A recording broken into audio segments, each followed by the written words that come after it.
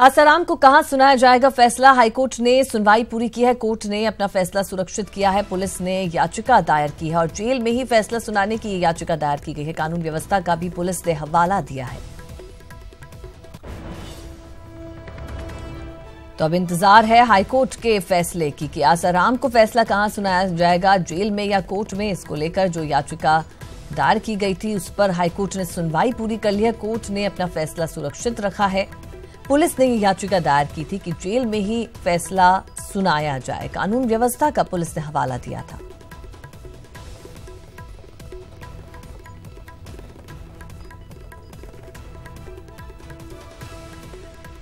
तो बड़ी खबर, आसाराम को कहां सुनाया जाएगा फैसला, इसको लेकर कुछ ही देर में जो तस्वीर है वो साफ हो जाएगी। हाईकोर्ट ने इस पर सुनवाई पूरी कर ली है। सुरक्षित रखा गया है फैसला और पुलिस ने ये याचिका दायर की थी जिसमें जेल में ही फैसला सुनाने की बात कही गई और ये याचिका दायर की गई। कानून व्यवस्था का पुलिस ने इस याचिका में हवाला दिया।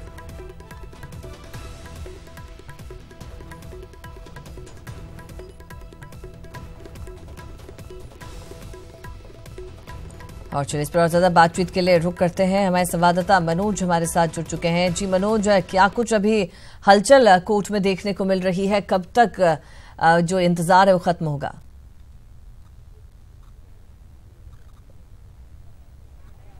देखिए, इंतजार खत्म हो चुका है और आपको अभी तक का सबसे बड़ा अपडेट जो है वो मैं बता दूं कि ये जो फैसला आने वाला था उसको जो है जज साहब ने सुरक्षित रखा है।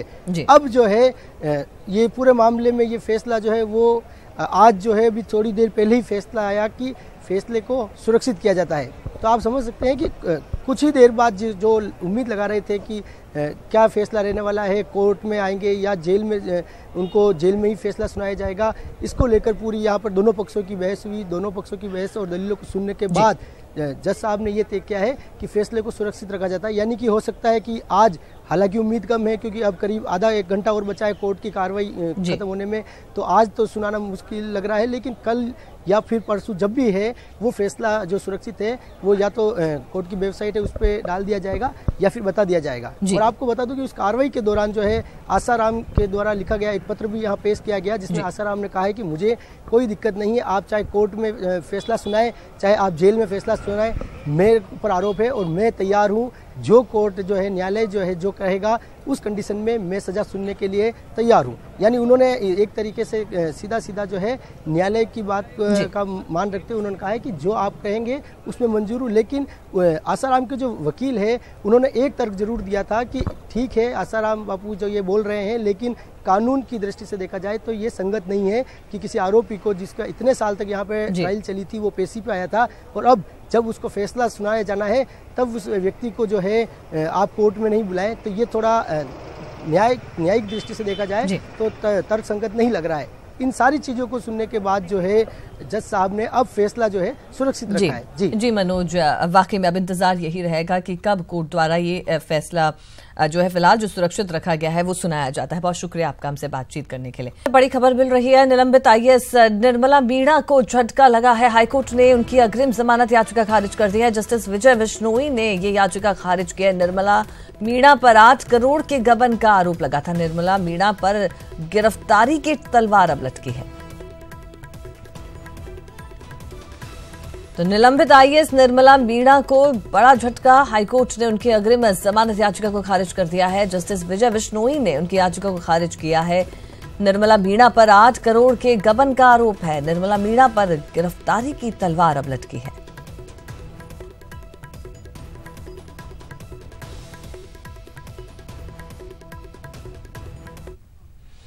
चलिए बात अगली खबर की करेंगे। समाज का एक तबका 15 अगस्त और 26 जनवरी को ही तिरंगे को याद करता है। ऐसे ही लोगों में देश प्रेम का जज्बा जगाने के लिए झुंझुनू के एक देश प्रेमी ने अनोखी पहल की है। ये रिपोर्ट देखिए।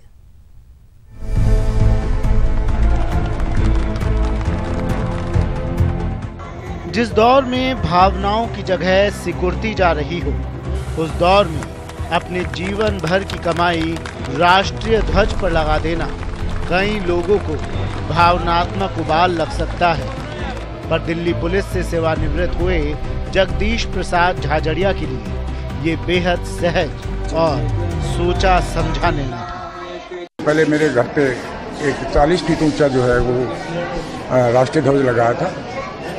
तो उसके 2-3 महीने बाद दिल्ली जाकर मैं वापस आया तो सुबह सुबह मैं अपने सैर कर रहा था तो रास्ते के पास एक आदमी 40-45 साल का, जिसने मेरे से पूछा, भाई साहब ये झंडा किस देवता का है? तो मैंने कहा, भैया इसको नहीं जानते आप? बोला नहीं जी। मैं कहा आपको अच्छा लगा? बोला हाँ जी बहुत अच्छा है, इसलिए मैंने आपसे पूछा है। तो मैं, भैया ये झंडा देवता का नहीं है, ये भारत का राष्ट्रीय ध्वज है।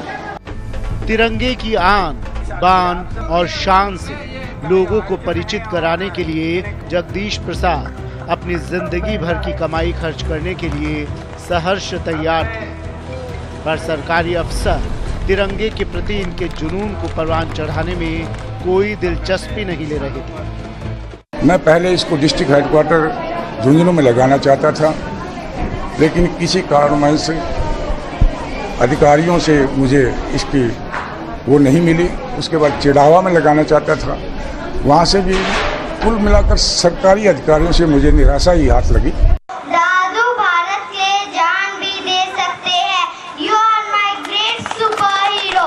जय हिंद। राष्ट्रीय ध्वज से देशभक्ति का जज्बा पैदा करने निकले जगदीश प्रसाद की राह में कई रोड़े आए, पर इनकी जिद की ठोकर ने तमाम मुश्किलों को धूल में मिला दिया।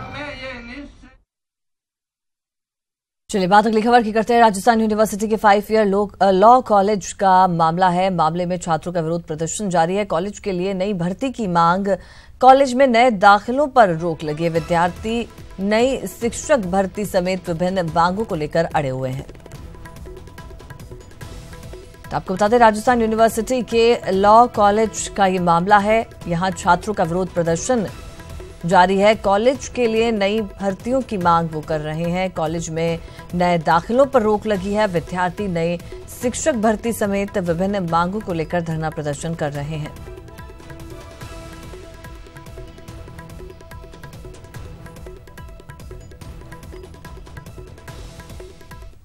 सीएम राजे का चित्तौड़गढ़ दौरा, यहां डुंगला में जनसभा को संबोधित करेंगी सीएम राजे। तहसील भवन और मॉडल स्कूल का लोकार्पण भी करेंगी।